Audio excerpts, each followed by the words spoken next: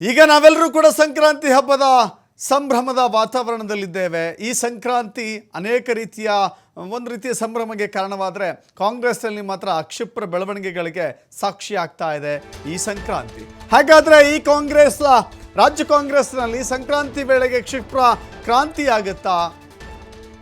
ನಾಳೆ ಬೇರೆ CLP meeting ಇದೆ, ಅನೇಕ ರೀತಿಯ ಚರ್ಚೆಗಳು ನಡೆಯುತ್ತೆ. ಸುರ್ಜೇವಾಲಾ ಈಗಾಗಲೇ ಬೆಂಗಳೂರಿಗೆ ಬಂದಿದ್ದಾರೆ. ರಾತ್ರಿ ಹಿರಿಯ ನಾಯಕರ ಜೊತೆ ಸುರ್ಜೇವಾಲಾ ಸಭೆ ನಡೆಸ್ತಾರೆ. ಬೆಂಗಳೂರಿನ ಖಾಸಗಿ ಹೋಟೆಲ್ನಲ್ಲಿ ಸಭೆ ನಡೆಸ್ತಾರೆ. ನಾಳೆ CLP ಸಭೆಯಲ್ಲೂ ಕೂಡ ಭಾಗವಹಿಸ್ತಾರೆ. ಪಕ್ಷದಲ್ಲಿನ ಇತ್ತೀಚಿನ ಗೊಂದಲಗಳ ಬಗ್ಗೆ ಚರ್ಚೆಯೂ ಕೂಡ ಮಾಡ್ತಾರೆ. ಶಾಸಕಾಂಗ ಪಕ್ಷದ ಸಭೆಯಲ್ಲಿ ದಲಿತ ಸಚಿವರ ವಿಷಯವೂ ಕೂಡ ಬಹಳ ಪ್ರಾಮುಖ್ಯತೆಯನ್ನು ಪಡೆದುಕೊಳ್ಳುತ್ತೆ. ಪ್ರತ್ಯೇಕ ಸಭೆ ನಡೆಸೋದಾಗಿ ಸುರ್ಜೇವಾಲಾ ಭರವಸೆಯನ್ನು ಕೂಡ ಕೊಟ್ಟಿದ್ದರು. ಒಟ್ಟಾರೆ ನಾಳೆ ನಡೆಯುವಂಥ ಕಾಂಗ್ರೆಸ್ನ ಶಾಸಕಾಂಗ ಪಕ್ಷದ ಸಭೆಯಲ್ಲಿ ಪಕ್ಷದ ಆಂತರಿಕ ಗೊಂದಲಗಳು, ಶಾಸಕರ ಸಮಸ್ಯೆಗಳು, ಕ್ಷೇತ್ರದ ಅಭಿವೃದ್ಧಿಗೆ ಅನುದಾನದ ಕೊರತೆ, ಶಾಸಕರ ಜೊತೆ ಸಚಿವರ ಹೊಂದಾಣಿಕೆ ಹೇಗಿದೆ, ಸಚಿವರು ಸ್ಪಂದಿಸ್ತಿದ್ದಾರಾ ಇಲ್ವಾ, ಅಥವಾ ಶಾಸಕರಿಗೆ ಯಾವುದೇ ರೀತಿ ಸ್ಪಂದನೆ ಕೊಡದೆ ಉಳಿದುಕೊಂಡಿದ್ದಾರಾ, ಹೀಗೆ ಅನೇಕ ರೀತಿಯ ಚರ್ಚೆಗಳು ನಡೆಯುತ್ತೆ. ಇದರ ಜೊತೆಗೆ ಕಾಂಗ್ರೆಸ್ನಲ್ಲಿ ಅನೇಕ ರೀತಿಯ ಬೆಳವಣಿಗೆಗಳು ಕೂಡ ನಡೀತಾ ಇದ್ದಾವೆ. KPCC ಅಧ್ಯಕ್ಷರ ಬದಲಾವಣೆಯಂತೆ, ಮುಖ್ಯಮಂತ್ರಿಗಳ ಬದಲಾವಣೆಯಂತೆ, ಹೀಗೆ ಅನೇಕ ರೀತಿಯ ವಿಷಯಗಳಿದ್ದಾವೆ. ಅದು ಎಷ್ಟರ ಮಟ್ಟಿಗೆ ಸರಿ ಸುಳ್ಳು ಗೊತ್ತಿಲ್ಲ, ಬಟ್ ಚರ್ಚೆಗಳಂತೂ ಇದ್ದಾವೆ. ಇದೆಲ್ಲದಕ್ಕೂ ಕೂಡ ಹೇಗೆ ಕಾಂಗ್ರೆಸ್ ಶಾಸಕಾಂಗ ಪಕ್ಷದ ಸಭೆಯಲ್ಲಿ ವಿಷಯವನ್ನು ಕಂಡುಕೊಳ್ಳುತ್ತೆ ನೋಡಬೇಕಾಗಿದೆ. ಇದರ ಮಧ್ಯೆ ಬೆಳಗಾವಿಯಲ್ಲಿ ಸ್ಥಗಿತವಾಗಿರುವಂಥ ಗಾಂಧಿ ಭಾರತ ಕಾರ್ಯಕ್ರಮವನ್ನು ಮುನ್ನಡೆಸೋದು, ಸಿದ್ಧತೆಗಳನ್ನು ಮತ್ತೆ ಮಾಡಿಕೊಳ್ಳೋದು, ಆ ವಿಚಾರವಾಗಿ ಜೊತೆಗೆ ಗಾಂಧಿ ಭಾರತ ಸಂವಿಧಾನದ ಆಶಯದಲ್ಲಿ, ಅಂಬೇಡ್ಕರ್ ಅವರ ಆಶಯದಲ್ಲಿ ನಡೆಯಬೇಕಾಗಿದೆ. ಕೇಳಿ ಅಮಿತ್ ಶಾ ಅಂಬೇಡ್ಕರ್ಗೆ ಅವಮಾನ ಮಾಡಿದ್ದಾರೆ ಅಂತ ಹೇಳಿ ಕಾಂಗ್ರೆಸ್ ಹೋರಾಟವನ್ನು ಮಾಡ್ತಾ ಇದೆಯಲ್ಲ, ಈ ಮಧ್ಯೆ ಈ ಕಾರಣದಿಂದಾಗಿ ಹೇಗಾದರೂ ಮಾಡಿ ಇದೆಲ್ಲವನ್ನು ಕೂಡ ಮುಂದಿಗೆ ತರಬೇಕು ಅಂತ ಹೇಳಿ, ಮತ್ತು ಜೊತೆಗೆ KPCC ಅಧ್ಯಕ್ಷರ ಬದಲಾವಣೆ ಕುರಿತಂತೆ ಕೆಲವರು ಬಹಿರಂಗವಾಗಿ ಮಾತನಾಡ್ತಾ ಇದ್ದಾರೆ. ಮುಖ್ಯಮಂತ್ರಿ ಬದಲಾವಣೆ ವಿಚಾರಕ್ಕೆ ಸಂಬಂಧಪಟ್ಟಂತೆ ಕೂಡ ಅಲ್ಲೆಲ್ಲ ಪ್ರತಿಕ್ರಿಯೆಗಳನ್ನು ಕೊಡ್ತಾ ಇದ್ದಾರೆ.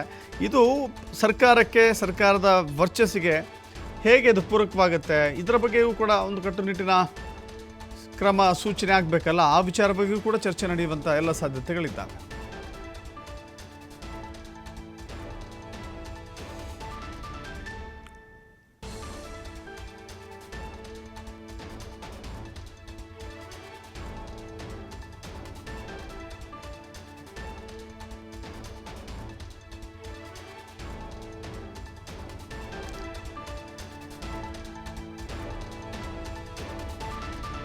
ಮತ್ತಷ್ಟು ಮಾಹಿತಿ ನಮ್ಮ ಪ್ರತಿನಿಧಿ LN ಸ್ವಾಮಿ ಕೊಡ್ತಾರೆ. ಸ್ವಾಮಿ, ಗಮನಿಸ್ತಾ ಇದ್ದೀವಿ ರಾಜ್ಯ ಕಾಂಗ್ರೆಸ್ನಲ್ಲಿ ಅನೇಕ ರೀತಿಯ ಬೆಳವಣಿಗೆಗಳು, ಸಂಕ್ರಾಂತಿ ರೀತಿಯಲ್ಲಿ ಕ್ಷಿಪ್ರ ಕ್ರಾಂತಿ ಏನಾದ್ರು ಕಾಣಿಸುತ್ತಾ? ಅಧ್ಯಕ್ಷರ ಬದಲಾವಣೆ, ಮುಖ್ಯಮಂತ್ರಿಗಳ ಬದಲಾವಣೆ, ಬೆಳಗಾವಿಯಲ್ಲಿ ನಿಂತು ಹೋಗಿರುವಂಥ ಗಾಂಧಿ ಭಾರತ ಕಾರ್ಯಕ್ರಮ, ACC ಅಧಿವೇಶನ, ಇದರ ಮಧ್ಯೆ ಶಾಸಕರ ಅನುದಾನದ ಕೊರತೆ, ಶಾಸಕರ ಸಮಸ್ಯೆಗಳು, ಸಚಿವರ ಸಾಮರ್ಥ್ಯ, ಸಚಿವರ ಪ್ರಗತಿ, ಹೀಗೆ ಅನೇಕ ರೀತಿಯ ವಿಚಾರಗಳಿದ್ದಾವೆ. ಏನೆಲ್ಲ ಕಾಂಗ್ರೆಸ್ನ ಒಳಗೆ ಹೊರಗೆ ಏನೆಲ್ಲ ಚರ್ಚೆಗಳಾಗಬಹುದು ಅಂತ? ಸದ್ಯ ಕಾಂಗ್ರೆಸ್ ವಲಯದಲ್ಲಿ ಶುರುವಾಗಿರುವಂತಹ ಭಿನ್ನಮತಕ್ಕೆ ಬ್ರೇಕ್ ಹಾಕೋದಕ್ಕೆ ಹೈಕಮಾಂಡ್ ನಾಯಕರು ಮುಂದಾಗಿರುವಂತದ್ದು. ನಾಯಕರ ಅಸಮಾಧಾನ ಹಾಗೂ ಡಿನ್ನರ್ ಪಾಲಿಟಿಕ್ಸ್ ಜಟಾಪಟಿಗಳು ಸದ್ಯ ಕಾಂಗ್ರೆಸ್ ವಲಯದಲ್ಲಿ ಜೋರಾಗ್ತಾ ಇದೆ. ಈ ಎಲ್ಲಾ ವಿಚಾರಗಳನ್ನ ಗಮನದಲ್ಲಿಟ್ಟುಕೊಂಡಿರುವಂತಹ ಹೈಕಮಾಂಡ್ ನಾಯಕರು ರಾಜ್ಯದಲ್ಲಿ ಸರ್ಕಾರ ಇದೆ, ಯಶಸ್ವಿಯಾಗಿ ಸಾಗ್ತಾ ಇದೆ. ಆದ್ರೆ ಈ ಅಸಮಾಧಾನದಿಂದ ಪಕ್ಷಕ್ಕೆ ಡ್ಯಾಮೇಜ್ ಆಗ್ಬಾರ್ದು ಹಾಗೂ ಸರ್ಕಾರಕ್ಕೂ ಕೂಡ ಬೇರೆ ರೀತಿಯಾದಂತಹ ಒಂದು ಸಂದೇಶ ತಲುಪಬಾರ್ದು ಎಂಬ ವಿಚಾರವನ್ನ ಇಟ್ಕೊಂಡು ಇವತ್ತು ರಾಜ್ಯ ಉಸ್ತುವಾರಿಯಾದಂತಹ ಸುರ್ಜೇವಾಲಾ ಅವರು ಕೂಡ ರಾಜ್ಯಕ್ಕೆ ಆಗಮಿಸುತ್ತಿದ್ದಾರೆ. ಪಕ್ಷದ ನಾಯಕರ ಅಸಮಾಧಾನ ಸೇರಿದಂತೆ ಬೆಳಗಾವಿಯಲ್ಲಿ ನಡೆಯಬೇಕಾಗಿರುವಂತಹ ಒಂದು ಗಾಂಧಿ ಸಮಾವೇಶಕ್ಕೂ ಸಂಬಂಧಪಟ್ಟಂತೆ ಪ್ರಮುಖವಾದ ಚರ್ಚೆ ನಡೆಸಲಿಕ್ಕೆ ಸುರ್ಜೇವಾಲಾ ಅವರು ಆಗಮಿಸ್ತಾ ಇರುವಂತದ್ದು. ಇಲ್ಲಿ ಪ್ರಮುಖವಾಗಿ ಸಾಕಷ್ಟು ವಿಚಾರಗಳು ಇದೆ. ಒಂದು ಕಡೆ ಡಿನ್ನರ್ ಪಾಲಿಟಿಕ್ಸ್, ಮತ್ತೊಂದು ಕಡೆ KPCC ಅಧ್ಯಕ್ಷರ ಪಟ್ಟ ಹಾಗೂ CM ಬದಲಾವಣೆ ವಿಚಾರಗಳು ಸೇರಿದಂತೆ ಸಾಕಷ್ಟು ವಿಚಾರಗಳು ಈಗ ಕಾಂಗ್ರೆಸ್ ವಲಯದಲ್ಲಿ ಸಾಕಷ್ಟು ಸದ್ದು ಮಾಡ್ತಿರುವಂತದ್ದು. ಹಾಗಾಗಿ ಎಲ್ಲದಕ್ಕೂ ಬ್ರೇಕ್ ಹಾಕ್ಬೇಕು. ಒಮ್ಮತವಾಗಿ ನಾವು ಸರ್ಕಾರವನ್ನು ನಡೆಸ್ಕೊಂಡು ಹೋಗ್ಬೇಕು ಎಂಬ ಸಂದೇಶವನ್ನ ಇಟ್ಕೊಂಡು ಈಗ ಸುರ್ಜೇವಾಲಾ ಅವರು ರಾಜ್ಯಕ್ಕೆ ಆಗಮಿಸುತ್ತಿದ್ದಾರೆ.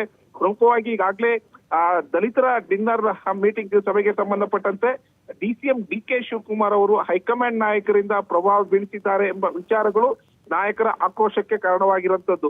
ಹಾಗಾಗಿ ಒಂದು ಕಡೆ ಸಚಿವರಾದಂತಹ KN ರಾಜಣ್ಣನವರು ಕೂಡ ನೇರವಾಗಿ ಅಸಮಾಧಾನ ಹೊರಹಾಕಿದ್ದಾರೆ. ಜೊತೆಗೆ ಸಚಿವರಾದಂತಹ ಸತೀಶ್ ಜಾರಕಿಹೊಳಿಯಲ್ಲಿ ಒಳ್ಳೆ ನಿವಾಸದಲ್ಲಿ ನಡೆದಂತಹ ಒಂದು ಡಿನ್ನರ್ ಪಾರ್ಟಿ ಕಾಂಗ್ರೆಸ್ ವಲಯದಲ್ಲಿ ಸಾಕಷ್ಟು ಸದ್ದು ಮಾಡ್ತಾ ಇದೆ.